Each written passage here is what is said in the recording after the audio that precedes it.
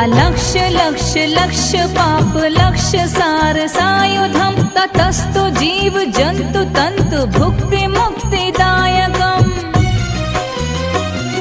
विरंचि विष्णु शंकर स्वकीय धाम वर्मदे त्वदीय पाद पंकजं नमामि देवी नर्मदे